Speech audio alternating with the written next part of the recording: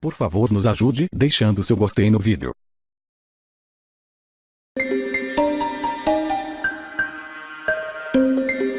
Depois de arrasar ilhas caribenhas e provocar enchentes no estado americano da Flórida, o furacão Irma perdeu força e virou uma tempestade tropical. Mais de 40 pessoas morreram, 9 nos Estados Unidos. 210 quilômetros por hora. Foi com essa intensidade que o olho do Irma entrou no continente. E foi assim que a cidade de Naples ficou quando os ventos se acalmaram. No conjunto de ilhas conhecidas como Florida Keys, onde o Irma chegou no domingo pela manhã, os danos foram ainda piores. O vento jogou barcos sobre ruas, tirou casas do chão. Com água pela cintura, esse casal preferiu ver o lado positivo. Meu telhado quebrou, meu jardim foi destruído, mas a estrutura da casa está intacta. Irma deixou mais de 6 milhões de moradores da Flórida sem energia elétrica e causou o cancelamento de 10 mil voos. A costa leste do estado não pegou os ventos mais fortes, mas nem por isso escapou por completo. Orlando, no meio da Flórida, conhecida pelos parques temáticos, ficou alagada. Em Fort Lauderdale, onde a prefeitura decretou toque de recolher, a polícia prendeu 9 pessoas acusadas de saquear lojas. E em Miami, mesmo longe do olho do furacão, a maré alta e o vento provocaram inundações. Em algumas áreas de Miami, as ruas ficaram parecendo rios. A força da água foi tanta que arrastou galhos de árvore, muito lixo. E olha só o que veio parar em cima do gramado desse parque. Esse barco, que estava ancorado a mais de 300 metros daqui, na Baía de Coconut Grove, uma das regiões mais valorizadas da cidade. A manhã ensolarada foi de muito trabalho. Os moradores retiravam árvores inteiras que foram arrancadas pela tempestade. Glenn vai ter que esperar ajuda. A palmeira quebrou o telhado da casa e derrubou um fio de alta tensão. Ninguém se machucou. A casa dá para substituir. A vida, não.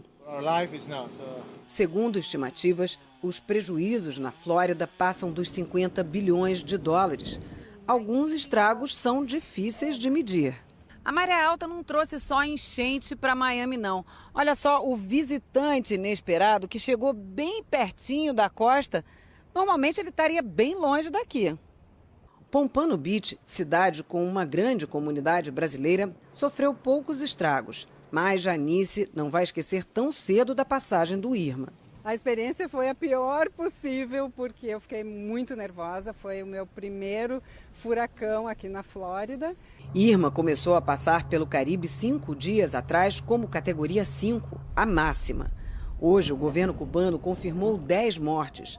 Muitas ilhas caribenhas estão sem condições de cuidar da população e dependem da ajuda de governos europeus que administram a região. Em algumas ilhas, os hospitais foram parcialmente destruídos. Há escassez de comida e água. E, segundo a imprensa local, o número de saques a residências e mercados está aumentando. Olá, boa tarde. O dono do grupo JF, Joesley Batista, e o executivo Ricardo Saldi acabam de desembarcar em Brasília, onde vão cumprir prisão temporária de pelo menos 5 dias. Joesley Batista passou a primeira noite na cadeia em São Paulo, onde se entregou ontem à tarde e agora foi transferido para a capital federal juntamente com o executivo Ricardo Saldi. A Zileide Silva está no aeroporto de Brasília, tem detalhes para a gente. Zileide. Oi, Renata, boa tarde. Olha, o avião da Polícia Federal pousou aqui em Brasília às 3 horas e 23 minutos. Taxiou e por volta das 3 horas e 34 minutos, o executivo Ricardo Saldi e o empresário Joesley Batista desembarcaram. Nós temos imagens desse desembarque feito agora há pouco aqui no Aeroporto Internacional de Brasília. Bom, agora há duas possibilidades. Eles também já deixaram aqui o aeroporto, embarcaram em 2 carros separados e seguem agora num comboio. Por questão de segurança, a polícia não divulgou para onde eles irão agora. São 2 opções: o Instituto Médico Legal para o exame de corpo de delito ou então então à Superintendência da Polícia Federal, onde eles deverão prestar depoimento e onde permanecerão presos. Como você disse, é uma prisão temporária de 5 dias, prisão que pode ser prorrogada e pode também se transformar numa prisão preventiva, essa sem um prazo definido para terminar.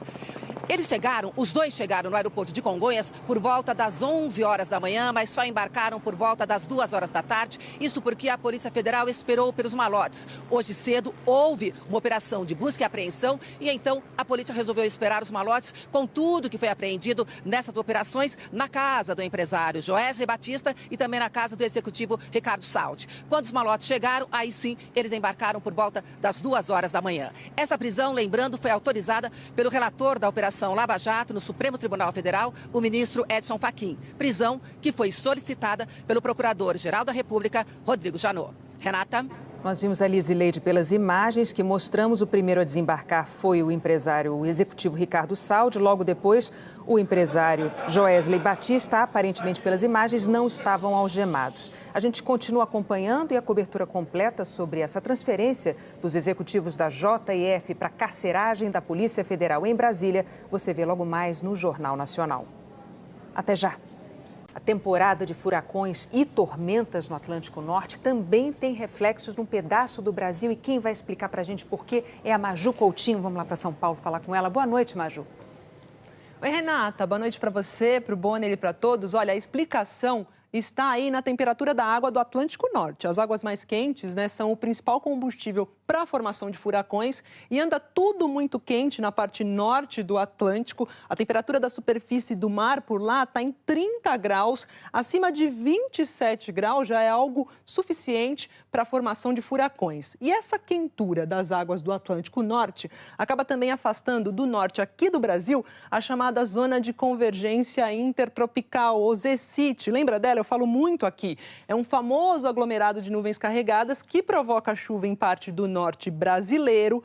Pois bem, como ele foi atraído aí pelas águas quentinhas lá de cima, a chuva em parte da região norte brasileira deu uma bela diminuída. Olha só, os pontos aqui em marrom indicam que entre 12 de agosto e 10 de setembro choveu bem menos do que o normal nas áreas do Amazonas, Roraima, Amapá e do Pará. E pela análise do INPE, a quantidade de chuva deve continuar abaixo da média nos próximos 3 meses, aí nessas áreas que eu mostrei, aqui entre Amazonas, Roraima, Amapá e Pará. Também na região central do Brasil, Renata, continua chovendo menos do que a média. Agora, bastante chuva, chuva acima do normal aqui, olha, em pontos de Santa Catarina e no Rio Grande do Sul, previsão trimestral.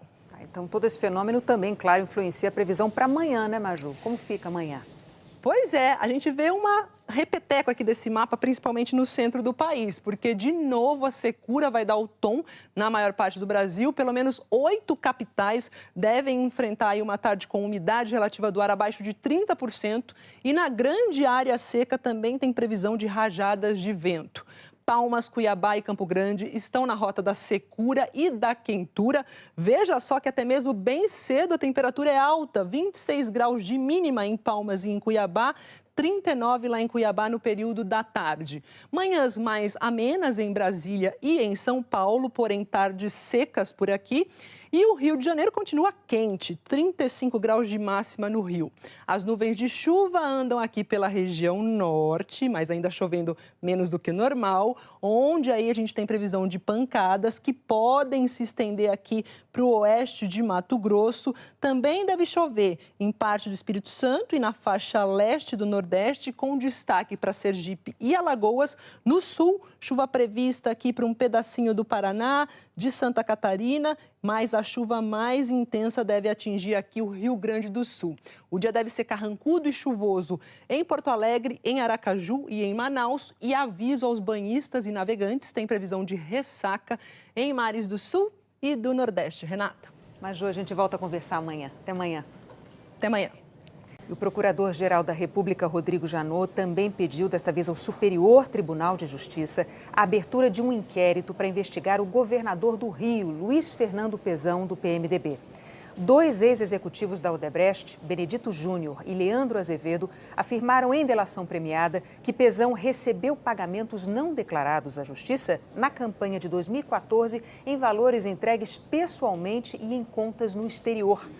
O pedido de abertura de inquérito está com o relator da Lava Jato no STJ, ministro Luiz Felipe Salomão. Luiz Fernando Pezão disse que nunca recebeu recursos ilícitos e que jamais teve conta no exterior.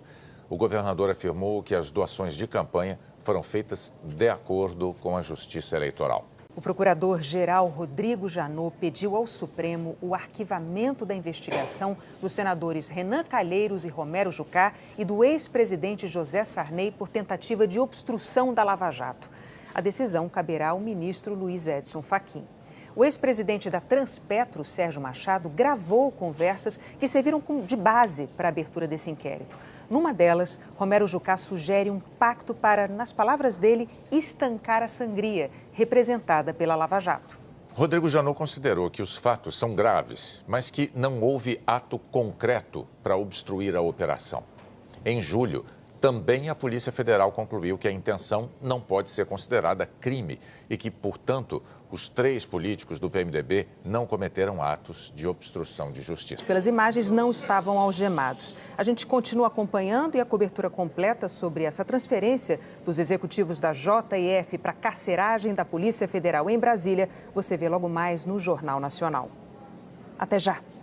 A temporada de furacões e tormentas no Atlântico Norte também tem reflexos num pedaço do Brasil. E quem vai explicar para a gente por quê é a Maju Coutinho. Vamos lá para São Paulo falar com ela. Boa noite, Maju. Oi, Renata. Boa noite para você, para o Bonner e para todos. Olha, a explicação está aí na temperatura da água do Atlântico Norte. As águas mais quentes, são o principal combustível para a formação de furacões e anda tudo muito quente na parte norte do Atlântico. A temperatura da superfície do mar por lá está em 30 graus. Acima de 27 graus já é algo suficiente para a formação de furacões. E essa quentura das águas do Atlântico Norte acaba também afastando do norte aqui do Brasil a chamada Zona de Convergência Intertropical, ou ZCIT. Lembra dela? Eu falo muito aqui. É um famoso aglomerado de nuvens carregadas que provoca chuva em parte do norte brasileiro. Pois bem, como ele foi atraído aí pelas águas quentinhas lá de cima, a chuva em parte da região norte brasileira deu uma bela diminuída. Olha só, os pontos aqui em marrom indicam que entre 12 de agosto e 10 de setembro choveu bem menos do que o normal nas áreas do Amazonas, Roraima, Amapá e do Pará. E pela análise do INPE, a quantidade de chuva deve continuar abaixo da média nos próximos 3 meses, aí nessas áreas que eu mostrei, aqui entre Amazonas, Roraima, Amapá e Pará. Também na região central do Brasil, Renata, continua chovendo menos do que a média. Agora, bastante chuva, chuva acima do normal aqui, olha, em pontos de Santa Catarina e no Rio Grande do Sul, previsão trimestral. Então, todo esse fenômeno também, claro, influencia a previsão para amanhã, né, Maju? Como fica amanhã? Pois é, a gente vê uma repeteco aqui desse mapa, principalmente no centro do país, porque, de novo, a secura vai dar o tom na maior parte do Brasil. Pelo menos 8 capitais devem enfrentar aí uma tarde com umidade relativa do ar abaixo de 30%. E na grande área seca também tem previsão de rajadas de vento. Palmas, Cuiabá e Campo Grande estão na rota da secura e da quentura. Veja só que até mesmo bem cedo a temperatura é alta, 26 graus de mínima em Palmas e em Cuiabá, 39 lá em Cuiabá no período da tarde. Manhãs mais amenas em Brasília e em São Paulo, porém tardes secas por aqui. E o Rio de Janeiro continua quente, 35 graus de máxima no Rio. As nuvens de chuva andam aqui pela região norte, mas ainda chovendo menos do que normal, onde aí a gente tem previsão de pancadas que podem se estender aqui para o oeste de Mato Grosso. Também deve chover em parte do Espírito Santo e na faixa leste do Nordeste. População e dependem da ajuda de governos europeus que administram a região. Em algumas ilhas, os hospitais foram parcialmente destruídos. Há escassez de comida e água. E, segundo a imprensa local, o número de saques a residências e mercados está aumentando. Olá, boa tarde. O dono do grupo JF, Joesley Batista, e o executivo Ricardo Saldi acabam de desembarcar em Brasília, onde vão cumprir prisão temporária de pelo menos 5 dias. Joesley Batista passou a primeira noite na cadeia em São Paulo, onde se entregou ontem à tarde e agora foi transferido para a capital federal juntamente com o executivo Ricardo Saldi. A Zileide Silva está no aeroporto de Brasília, tem detalhes para a gente. Zileide. Oi, Renata, boa tarde. Olha, o avião da Polícia Federal pousou aqui em Brasília às 3 horas e 23 minutos. Taxiou e por volta das 3 horas e 34 minutos, o executivo Ricardo Saldi e o empresário Joesley Batista desembarcaram. Nós temos imagens desse desembarque feito agora há pouco aqui no Aeroporto Internacional de Brasília. Bom, agora há duas possibilidades. Eles também já deixaram aqui o aeroporto, embarcaram em 2 carros separados e seguem agora num comboio. Por questão de segurança, a polícia não divulgou para onde eles irão agora. São 2 opções: o Instituto Médico Legal para o exame de corpo de delito ou então a Superintendência da Polícia Federal, onde eles deverão prestar depoimento e onde permanecerão presos. Como você disse, é uma prisão temporária de 5 dias, prisão que pode ser prorrogada e pode também se transformar numa prisão preventiva, essa sem um prazo definido para terminar. Os dois chegaram no aeroporto de Congonhas por volta das 11 horas da manhã, mas só embarcaram por volta das 2 horas da tarde. Isso porque a Polícia Federal esperou pelos malotes. Hoje cedo houve uma operação de busca e apreensão e então a polícia resolveu esperar os malotes com tudo que foi apreendido nessas operações na casa do empresário Joesley Batista e também na casa do executivo Ricardo Saldi. Quando os malotes chegaram, aí sim eles embarcaram por volta das 2 horas da manhã. Essa prisão, lembrando, foi autorizada pelo relator da Operação Lava Jato no Supremo Tribunal Federal, o ministro Edson Fachin. Prisão que foi solicitada pelo Procurador-Geral da República, Rodrigo Janot. Renata?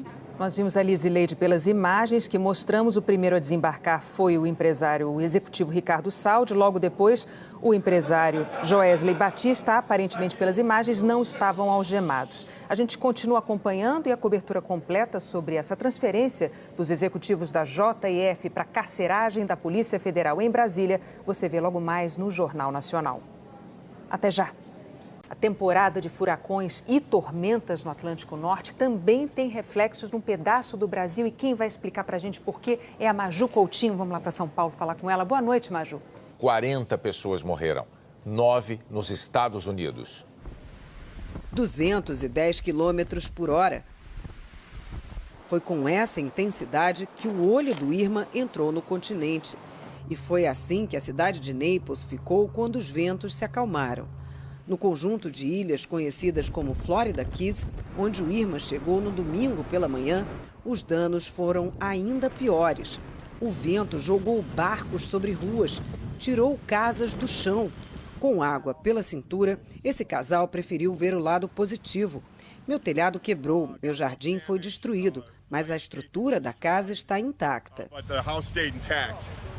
Irma deixou mais de 6 milhões de moradores da Flórida sem energia elétrica e causou o cancelamento de 10 mil voos. A costa leste do estado não pegou os ventos mais fortes, mas nem por isso escapou por completo. Orlando, no meio da Flórida, conhecida pelos parques temáticos, ficou alagada. Em Fort Lauderdale, onde a prefeitura decretou toque de recolher, a polícia prendeu 9 pessoas acusadas de saquear lojas.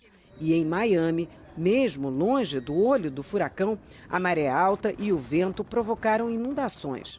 Em algumas áreas de Miami, as ruas ficaram parecendo rios. A força da água foi tanta que arrastou galhos de árvore, muito lixo. E olha só o que veio parar em cima do gramado desse parque. Esse barco, que estava ancorado a mais de 300 metros daqui, na Baía de Coconut Grove, uma das regiões mais valorizadas da cidade. A manhã ensolarada foi de muito trabalho. Os moradores retiravam árvores inteiras que foram arrancadas pela tempestade. Glenn vai ter que esperar ajuda. A palmeira quebrou o telhado da casa e derrubou um fio de alta tensão. Ninguém se machucou. A casa dá para substituir. A vida, não. Segundo estimativas, os prejuízos na Flórida passam dos 50 bilhões de dólares. Alguns estragos são difíceis de medir.